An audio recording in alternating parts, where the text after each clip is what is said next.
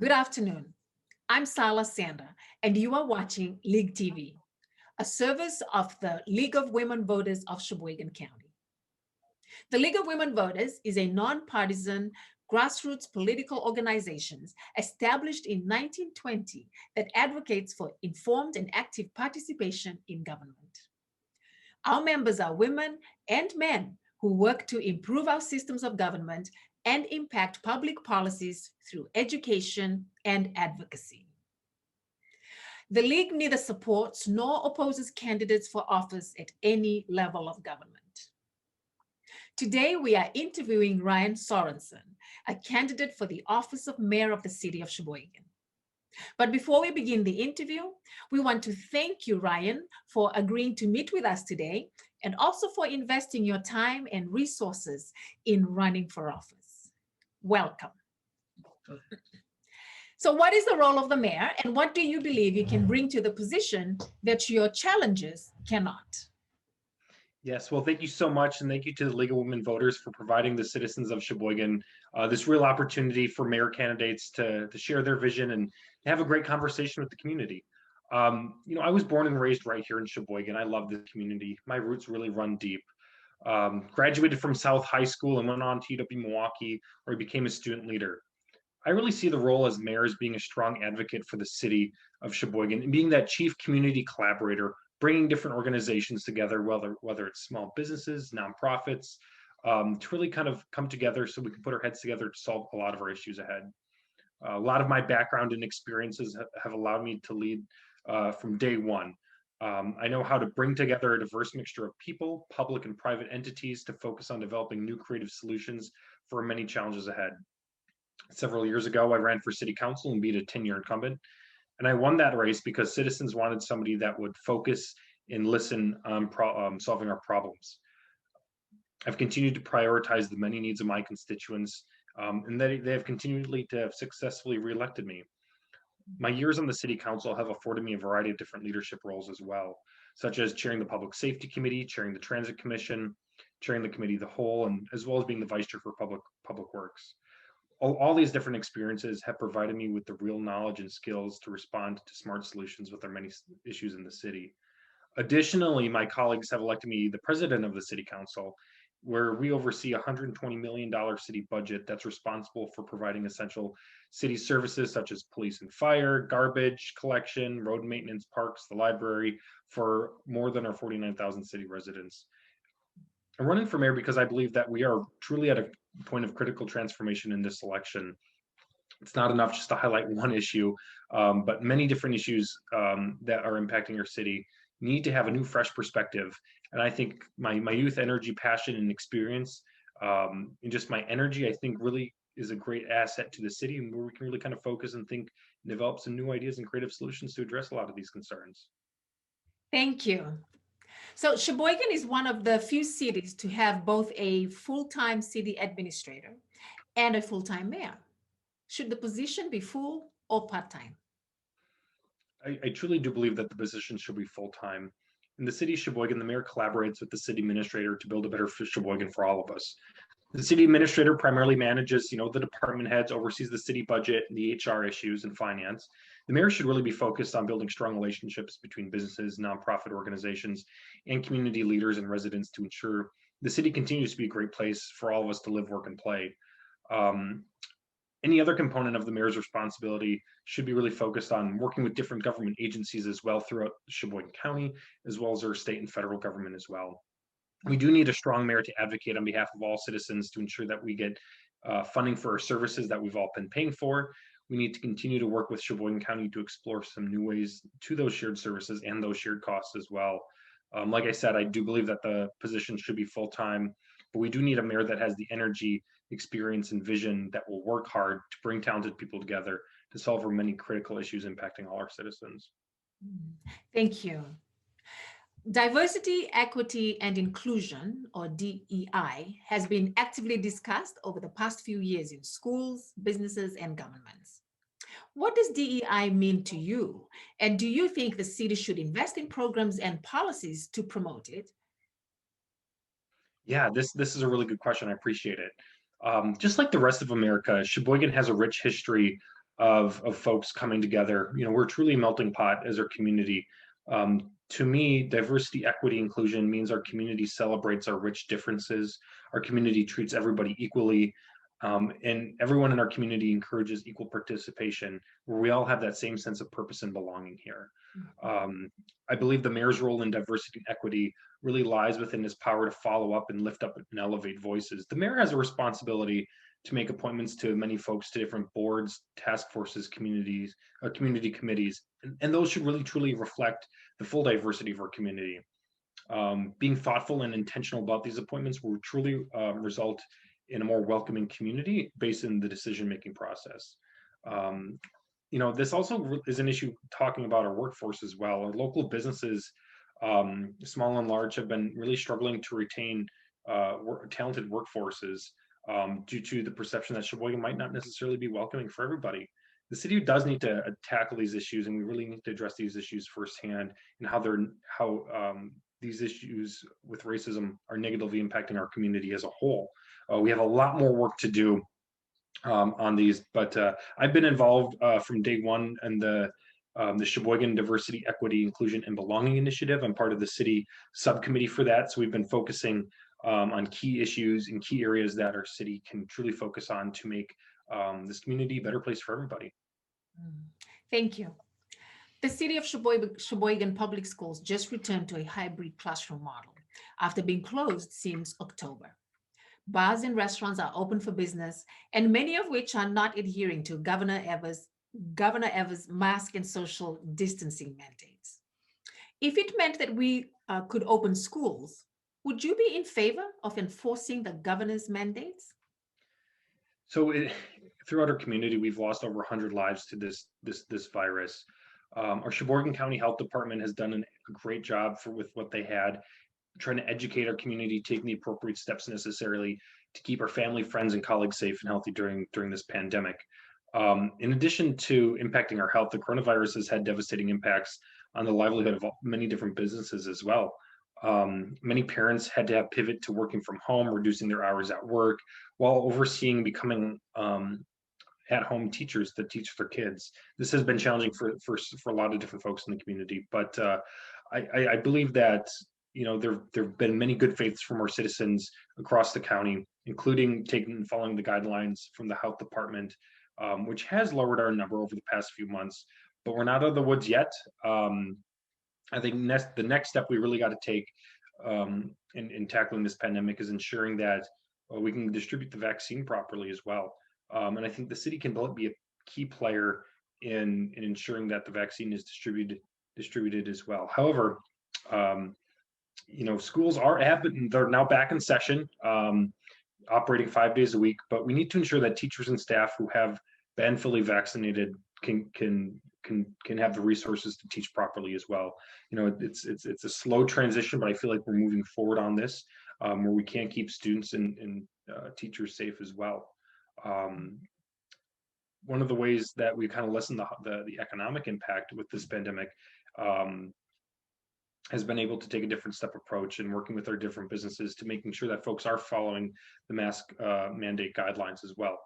In addition, the mayor's position is to truly advocate for sensible steps to ensuring that all teachers and staff receive their vaccinations, like I said. And I think the city can provide different resources as well throughout this pandemic, because we're on the upswing. I feel like we're making progress as well.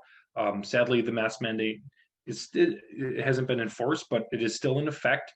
And I think everybody is taking the appropriate cautions to do what they can. I think as a community, we got to come together and keep following those guidelines and make sure that folks can get the vaccine. And for folks that are in the proper priority can get those as swiftly as possible.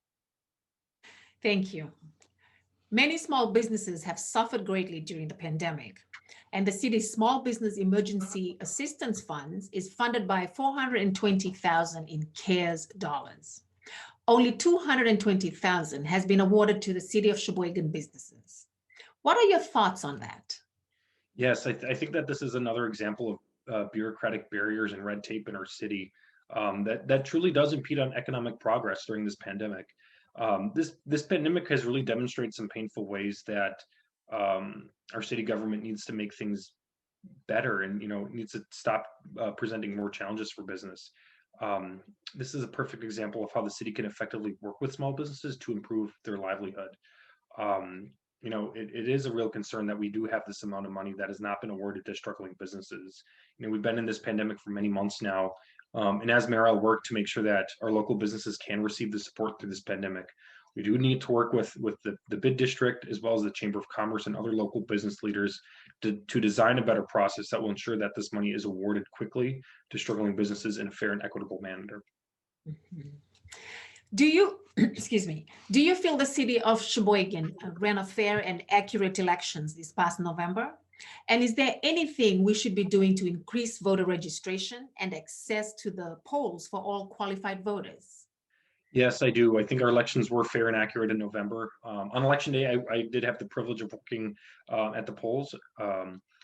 Volunteered my time and energy for that. It was a long day, but I saw firsthand the results of the excellent training and participation in the leadership that was conducted by all our city staff, led by Meredith DeBruin, our city clerk, the city clerk staff as well, and also the hundreds of volunteers that work the polls as well. I think our poll workers are awesome, and there's a very diligent process that is put in there to ensure that everything is done accurately and held accountably. We're also very fortunate to have a very active League of Women Voters in Sheboygan County. Your efforts that the group does has resulted in measured and increased voter registration throughout the county as well, and voter participation. This past election resulted in I believe, the highest voter turnout our city has ever seen. And thanks for your efforts and other civic organizations as well, we can continue to see some good progress on that. But I think the city does need to do some more work with registering the thousands of adults who are eligible but have not registered to vote to participate in democracy. Democracy runs effectively when we all play a big role in that together. Thank you. What kind of development would you like to see on the former Armory site? Yes, the Armory. I always like to kind of talk about how I was part of the last generation that got to experience the Armory. Going seeing the North-South games there, attending the Festival of Trees, seeing the circus, and the other many events that participated. Sadly, I think the city was derelict in its duty to preserve the Armory over the many years, but we're at this point now and we need to kind of move forward and have some thoughtful discussions about how we develop and what goes on this land. I think that there's many different options, whether it's a pocket neighborhood, whether it's some townhomes or shared mixed space there. But as mayor, I really want to put it up to the community. We need to bring together our folks in those neighborhoods and in Sheboygan that pays respect to the Armory site, but also where we can elevate a lot of our best ideas and share our thoughts about what we can do that what we can put in that spot as well.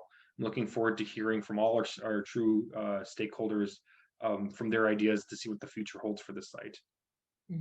Thank you. The Green Tier Legacy Communities Charter is a partnership to develop and implement sustainability measures, promoting environmental stewardship, public health, and social equity. Sheboygan was the 11th community to join the network. Is this important to you? If so, what kinds of initiatives do you support, especially with regards to environmental stewardship, and how would we pay for them? Yeah, I think the Green Tier Legacy Community partnership that we have with the DNR is a great resource for our community. We do need to stay focused on the ways that we can enact measures that promote environmental stewardship, conservation, public health, and social equity. And this organization will provide us a clear example of how we can set those guidelines and put them into good practice. When I'm mayor, I will reinstate the Sustainability Task Force that has been defunct now for the last few years. I think that this is a great resource that we can activate citizen participation in as well, so we can truly focus on some more conservation and sustainability initiatives as well. Going down the list, I think that there's still so much more our community can do in terms of conservation, whether it's lakeshore protection, whether it's shoreline erosion we're focusing on, ensuring that we're replacing emerald ash borer trees, making sure that we can increase recycling in the community. I think that there's a lot of different ways.